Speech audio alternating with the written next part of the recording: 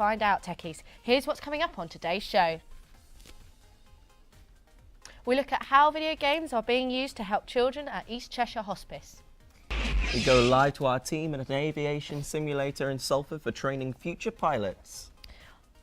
We gain an insight into the growing popularity of esports.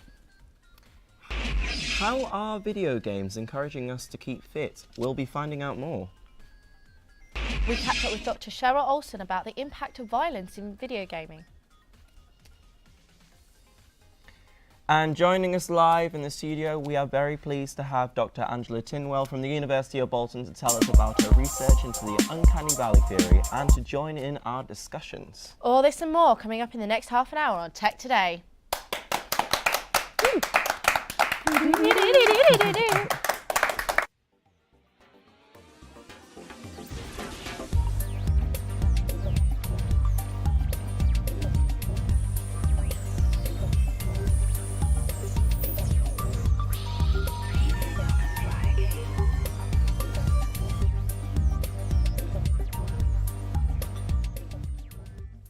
Hello and welcome to Tech Today. We are coming from you live from Media City in Salford. In this week's show, we are all about gaming. We have a brilliant half hour lined up for you. We'll be looking at how our everyday lives are being shaped by various video games. Anyway. Don't forget to tweet us at #TechTodayLive and also be sure to join us in our Kahoot polls. Log on to the website below with the provided details and stay tuned throughout the show to have your say. But first to Macclesfield, we sent James to the East Cheshire Hospice to find out how they have incorporated video games into childcare. So for instance, they might come and play Minecraft, and Minecraft is the kind of computer version of the sand tray. So in the sand tray, we can create a little miniature world. They can do the same thing in Minecraft. And using that, it gives me some idea of their world and what's going on for them. So some children might come in and they may play creative and they will build beautiful worlds and populate them maybe with lots of people and invite me in as another player. Others might come in and pick survival every single time and then maybe put it on hard, and they're constantly battling for survival and having to build themselves into little fortresses. That tells me two very different things about where a young person's at in their life. Sometimes I may make a linking statement, so I may say something like, wow, every time you come in you pick survival mode and it looks really hard.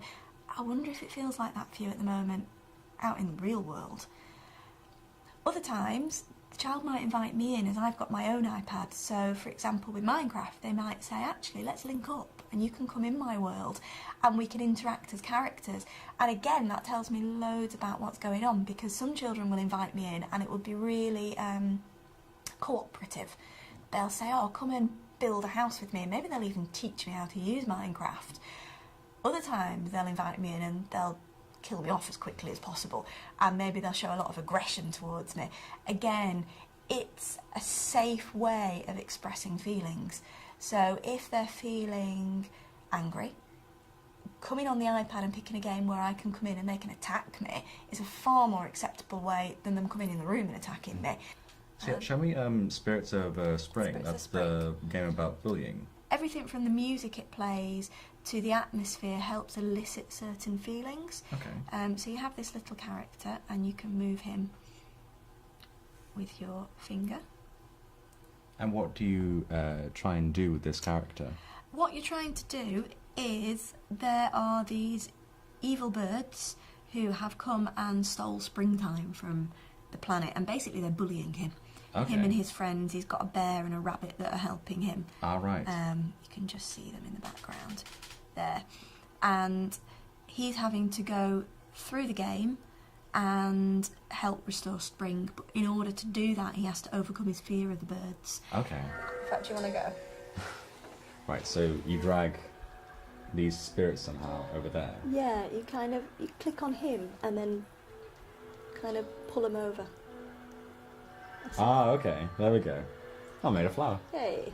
Okay, And then he just, you just kind of walks off somewhere. follows your finger. As you will see later, was the way in which Chawatun could keep spring. I never realised how video games are used for children in treating anxiety and other mental issues. That's a complete eye-opener. Like, how effective do you think it is? Like, Well, absolutely, you can see it's having a really positive effect there, and video games are best when they're being used to tackle a specific problem, and in this instance they're helping children overcome anxiety and provide a safe environment so therapists can work with children and help improve their mental health in a positive way. Is this sort of thing that's going to become into interactive therapy for the future, especially for children? I suppose it needs to be physical as well. Well, absolutely, more and more. For example, physical cyber therapists are being created so that we have a virtual presentation of a therapist within a room that can engage with a child or an adult. But being engaged or immersed in a virtual environment can only help distract the child from anything that may be painful in the real world, and they can tackle it in the safe virtual environment. Right then, I'm going to go and chat to our studio audience. How do you think this is going to affect children's therapy? Is this something that is going to work, do you reckon, in your opinion? I think it'll work quite well, actually, because if you look at like children's therapy and you look at bringing video games into it, it's something that just helps them in general, because it's something that, like, for me personally, I've grown up with video games. From a young age, I've been playing video games, and if like bringing it into like an education stance as well, it just gives them more to interact with. So it's more to interactive. I think that's quite a positive opinion, actually. Definitely, I think yeah. definitely more modern times need a new solution. Right then, it's time for our studio audience, and of course you guys at home, to have your say with our first Kahoot poll. Remember though, if you're watching this on demand, then please do not try and enter. and our first question is this: are video games beneficial to the well-being of children? What do you think? So, would Angela, you... is it beneficial? Is it not? Absolutely. Video games can teach children basic skills such as improving reading skills, English skills, math skills, language skills and social skills. You know, at school I played a video game in IT which was like maths orientated in a castle or something. So it can help fire neural pathways that you wouldn't normally use in the real world. For example, with memory, multitasking, even spatial visualization ability, where you can actually perceive and rotate 2D and 3D objects in that virtual environment from different perspectives. So they're a really positive thing for children to use. Well, it seemed to be working really, really well in that hospice. I'm going to say we'll see what the results are in a minute. let's see what the opinions Oh, are. there we go. Oh, Oh, lovely. Oh, so we got a bit of a mixture. strongly of agree and a views strongly there. disagree. So there's definitely two sides to this coin. 50-50. Thanks everyone involved there. Some interesting results, quite conflicting. Now though, it's time to catch up with Adam for the latest news in the tech world.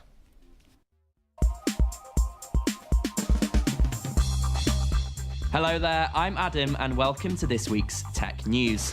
Elon Musk has tweeted to announce the development of Tesla's self-driving car project, a project he says is ramping up to achieve generalised full autonomy. Musk has said the company was searching for hardcore software engineers who will report to him directly in a project he also described as super high priority. Facebook has announced it's trialling a feature to help ease the end of relationships. The feature will allow users to get over their ex by removing tags of the couple together and hiding posts and new pictures they're tagged in. Sky have announced the next generation of premium television. Sky Q will include a 2TB hard drive and newly designed remote. The new set-top box will allow up to 4 programs to be recorded at once, while third-party broadcasters will be able to stream 4K ultra-high-definition images straight to your home. South by Southwest Interactive Festival has removed 2 panels from the March 2016 lineup. Numerous threats of on-site violence mean the discussions of Gamergate and the role of women in the games industry will not take place. Harmonix, the developer of the Rock Band series, has clarified its policies relating to online reviews. It comes after positive reviews were found to be created by members of the developing team. Harmonix have asked for the reviews to either be removed or edited to identify the staff members. And finally, if you're after a stocking filler for the gamer in your life, here's our Christmas roundup. For fans of the Skyrim series, LEGO have released LEGO Dimensions, bringing real toys to life. Star Wars Battlefront has been released exactly a month before the film, so do be aware there may be some spoilers. And last but not least, Fallout 4 will transport players to 2287 in a bid to rebuild the world after the Third World War. That one is not one for the kiddies though. That's all for now. I'll catch you on next week's episode. Goodbye.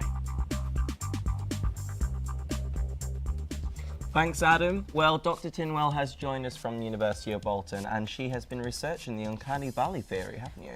So what exactly is the uncanny valley theory, and how does that relate to gaming? Well, the uncanny valley theory originated in the field of robotics, and a robotic designer noticed that as robots move from a mechanical appearance to a highly near human-like appearance, viewers perceive those highly human-like robots as quite creepy and quite odd, whereas they preferred robots with a more mechanical appearance. And this was due to a mismatch in the human-like robots' appearance and behaviour, in that even though they looked very human-like, their behaviour wasn't human, and that was quite creepy for the viewer.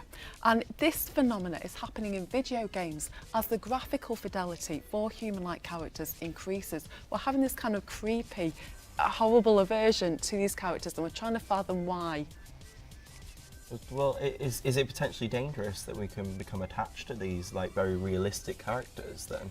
Well, one of the key things with the Uncanny Valley is the character's facial expression and speech. So, for example, there might be a mismatch in the character's facial expression and speech. The character might sound angry or surprised, but does their facial expression actually depict these particular emotions? Because we sense this imperfection in their facial expression, it might be more difficult for us to about whether or not we attach. understand, because obviously robots don't have facial expressions.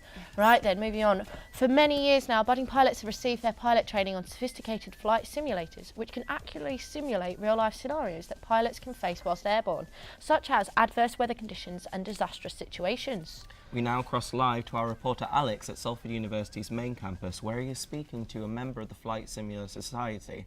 Tell us a little bit more about that. Over to you, Alex. Thanks guys, I'm here at the Flight Simulation Workshop on Peel Park campus, and I'm joined today by Lewis. How are you doing? I'm good, thanks. Good stuff. So how does this equipment benefit you? Well, you can put in different types of aircraft into the same machine and you can control them, and you can put in different weather conditions, different parameters. Just gives you a good basic idea of how to fly an airplane, really.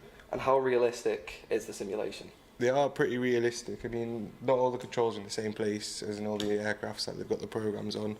And of course you don't get all like the sensations like the engines and the proper turbulence and crosswinds and things like that, but it does give you an idea of the controls. I suppose it's not the same as actually being up in the air, but... Not at all really, but... Yeah. So I'm assuming there are a lot of benefits from this equipment being on campus. Oh yeah, definitely. Because if it wasn't here really, you wouldn't really, and you couldn't afford to fly, you wouldn't really have the faintest how to fly an airplane. Can you simulate any sort of weather conditions? Cloud level, turbulence and crosswinds you can put in, just as I say, give you a good idea of how it actually works. Yeah, I suppose that helps a lot then. Yeah. Good stuff. So this week we're all about gaming. So how does this equipment compare in quality to some of the video games you play at home? Well, this stuff is quite realistic, as you'd imagine it would be, and the only games I've really played with airplanes in is GTA, the newest one. And that one is pretty basic controls and doesn't give you much, and there's no really conditions. But yeah, so games at the moment are a bit more dumbed down than the simulator. Yeah, I suppose there's no sort of like video game comparison to this that you can even judge it by. So do you think, I mean, obviously the quality of this is quite high, do you think we should be investing more money into practical uses of video game technology than just sort of pastime games? Yeah, for sure, because the RAF and the American Air Force, they use PlayStation controllers for UAVs just because people find them easier to control because they've been playing them all their life. Whereas if someone jumps into this, I wouldn't have the faintest of where to start. So you can imagine if you pick up a controller, you know, you've got a good idea where you can start. Great stuff. Well, thanks for joining us today, Lewis. No problem. Back to you guys in the studio. Thanks guys, great stuff there. Well, it's Kahoot time again. Studio audience and viewers at home, get ready for your next question. And question number 2 is, should simulators or simulation games be considered a form of video game entertainment? That's a really good question. They can be, why not? For example, it would be great to escape from reality and pretend that you're a pilot. Even for example, going to space, or a change from driving an everyday car. We're getting more and more used to video games, so why not? It sounds like a great thing there's to plenty do. of things which is impossible for us to try, at least now. So to throw yourself into simulators that. have always been quite popular, though, Yeah. especially since the beginning of gaming. Let's see what the Kahoot says. We may have results. Oh, lovely. So we've got a high percentage agreeing. Yeah, that agreeing, video but we've still got games- some disagreeing and strongly share. Right, I'm going to go chat to a member of the audience. Hello there. What do you think? Are simulators a positive thing? Do you think they're going to be good, or? I think simulators, I strongly agree. I think simulators are definitely an important part of video games. They immerse you fully in the game, the world. Like Angela said before, you can be on a plane, you can be in space, you can be wherever you want, and simulation is definitely... Quite an escapism then. Yeah. I like that. I like that. An escapism, but quite a visual thing. Now, though, to the exciting world of competitive gaming, or as it's widely known, esports. Most commonly, esports takes the form of organised multiplayer video game competitions, particularly between professional players. Tournaments such as the International, the League of Legends, World Championship and Evolution Championship Series provide both live broadcasts of the competition and prize money and salaries to competitors. No, salaries. We sent our team to a LAN event at Spaceport X to find out more. Have you ever heard of esports? Yes. Yes. Yeah, and not have it. No, but I presume that it's electronic or gaming sports. No, I haven't. No, I think I have. I've heard it, but I don't know what it is.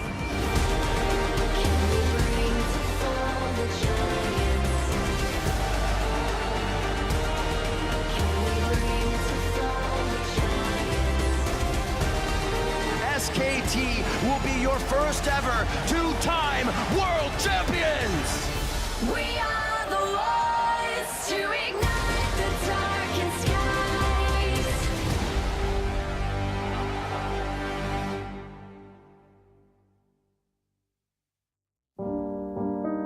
Esports is a form of sport where the main aspect uses an electronic system. In recent years, esports has become a major affair globally, with games such as League of Legends bringing in 134 million viewers worldwide. For most, this is where a career in esports begins. LAN events bring together like-minded individuals to play games competitively. They are the luckiest people we've ever played against. League of Legends is one of the most popular games in the sport, but there are another 25 recognised games within esports. The esports industry sort of globally is quite different depending on which country you're in. So Korea for the longest time and still today has been the esports hub of the world. You know, for the last 10 to 20 years, they've been running StarCraft tournaments, which have been getting millions of viewers and millions of dollars in prize pool. If most people's parents think we're wasting our time with what we're doing. Imagine turning around to your parents and going, you know what, I'm going to drop out of university and I'm going to be a professional gamer. I can't imagine too many parents being particularly pleased about that. In an interview with Fortune magazine, director of esports at Riot Games, Waylon Rosalind, said, "Most players need to earn revenue through sponsorships or live streams. This encourages the best players to dedicate themselves to this game over others." Before the League of Legends Championship Series, League of Legends tournaments were organised by third parties, so it's clearly something that was in demand, and Riot, the developers, listened. This showed their players that they were willing to invest in them and engage them on a higher level. Now anybody can stream with relative ease, and which is great because it gives more exposure to what's going on across esports, but also it's created a revenue stream for a lot of people. It's made being a professional gamer much more lucrative because you can stream. I think the best aspect of esports is just the ability to bring people together. It doesn't matter where you're from, what cultural differences you have, you can just get together, play games, have a good time. And I think there's few things in life which really do that as well as esports does, and I think that's a great thing about esports. Esports has come a long way in the last 6 years, from its deep roots in Asia and its ever-rising popularity in the West. Whether you are playing competitively as part of a team or just for fun, esports has become a global phenomenon set to make nearly $500 million in 2017. Whether you agree with its status as a sport or not, the numbers don't lie. Esports is here to stay.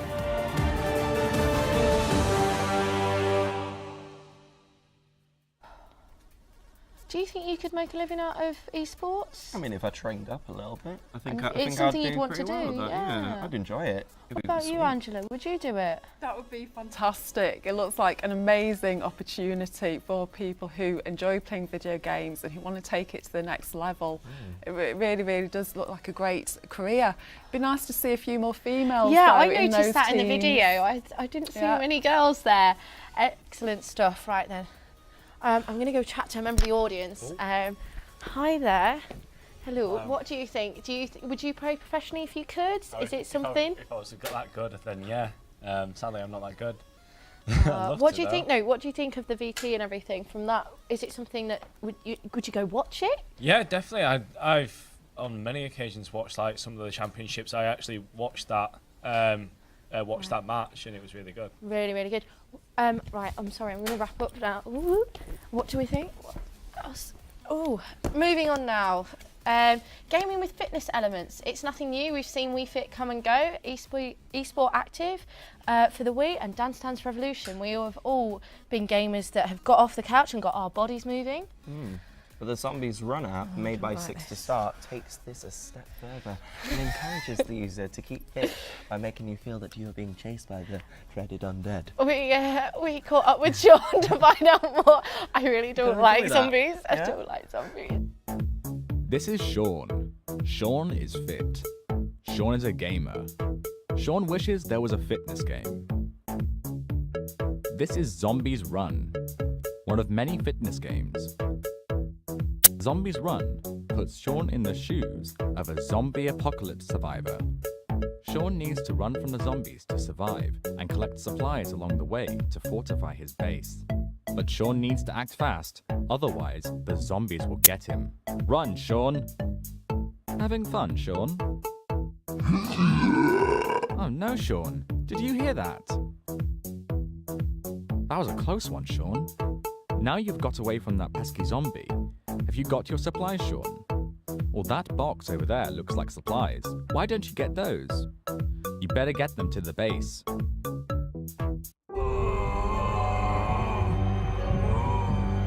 Never mind, Sean. Oh, I am actually quite scared after watching that. I don't fancy having that app or zombies or anything Really? like that. So I hope You're Sean's gonna miss out. isn't dead because I don't like it. I think he is. I think we've He's lost definitely hope we've really lost there. him. What did you think of that? Was that something that you'd be interested with? It looks like a lot of fun. It really does. Research has shown that EXA games can help improve fitness levels to a light to moderate level. So it might be a good transition stage to use EXA games. For example, if you're going from no physical activity to just starting to get used to physical fitness. And also to integrate it with part of a fuller fitness regime as well. But I still think getting out in the outdoors and going to the gym might be slightly better Yeah, I than think there's EXA nothing games. better than a bit of walking or anything like that. Right then, it's Kahoot time again. Get your phones, tablets and laptops at the ready. And our third question is to you. Should video games be used to encourage fitness? Same again. Would you rather go to the gym or do a physical game? I think the Wii counts like over Christmas, working off like the chocolate and everything. but- I mean, even then, does it work off all that chocolate?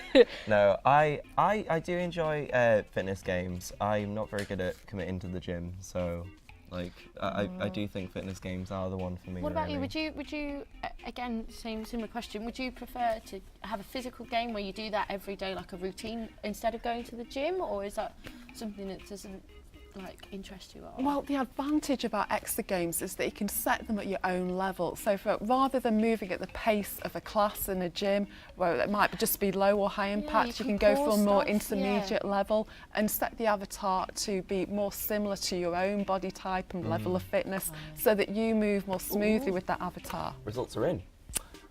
So we've got majority agreeing there, agree. yeah?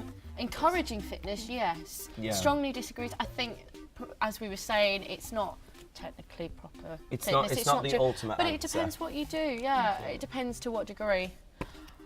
Right, I'm going to go and chat to the audience. Hello there, what do you think about that? Would you say it encourages fitness, or? To be honest, I don't think it does, because I think it's a mental state of mind. If you want to get fit, you'll get fit. I mean, obviously, that's how I feel. I think So you personally, you wouldn't use it like a game or anything? I think other outlets like the Wii are just more inspiring. Fair enough. So not like, so you have like the dance games, and obviously we've seen the zombie games. Yeah. It's not something you'd rather go to the gym. Yeah, I think I would, because it's that social side as well. Social side of the gym. Okay, so perhaps removing the social side of things. Right then, earlier today we were lucky enough to be joined by Dr. Cheryl Olson, all the way from San Francisco in the good old US of A. She's an internationally known expert on using media to change behaviour and the effects of electronic media on children, and was happy to share with us her opinion on the way in which certain video games may have a detrimental impact upon gamers through their portrayal of violence. A lot of people are concerned about how video games might affect social behavior of others. And that's one of the things that I saw in the research literature when I started my work, was the idea that if you're playing a lot of violent games, would that make you more sensitive to violence in the real world? For example, a young person walking down the hallway in a school, if someone bumped into them, if they're a violent game player, would they be more likely to interpret a bump as an deliberate aggressive act, as opposed to somebody being clumsy or inattentive? We did find that children, or young teens who played a lot of mature rated games, were a little more likely to interpret things as aggression on a scale that we worked out. One of the things we did in our research that's a little different is we asked, as part of it, why do you play video games? We gave about 17 different reasons with a 4-point scale for each one. And we got a lot of people talking about using games for things like to forget my problems, to get my anger out, to feel less lonely. Another one said, I had a bad day at school. My teacher yelled at me because I forgot my homework, and I was embarrassed and angry. And I went home and put on a game where I got a cheat code and ran over someone who looked sort of like my teacher with a tank. And, and I think that kind of thing is probably normal and healthy up to a point.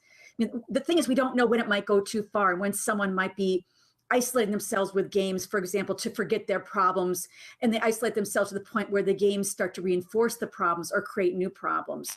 Or if you have people who are only exposing themselves to violent images in movies and games and so on, and isolating themselves from other kinds of stimuli and opinions. And certainly that could be a problem, but I don't think that problems in that case are created initially by the violent media. I think that's something the person is bringing to it, and the violent media might then exacerbate it.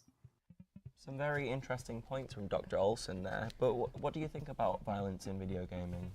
Well, empirical studies have shown that watching violent video games and playing violent video games actually only increases aggression in a mild and temporary way, and doesn't instill that you will go out and create violent acts in the real world. It's a matter of context and differentiating between what happens in virtual reality and actual reality. Just because someone's a shooter doesn't necessarily mean that they are a gamer. It's to do with the mental health of the individual. And also you've got to consider other new media artefacts such as horrific films and violent films. They could have a similar impact on those who might be more sensitive to violence in new media. Well, then it's saying about earlier using video games for children to combat mental issues. It's then the debate of where do you draw the line?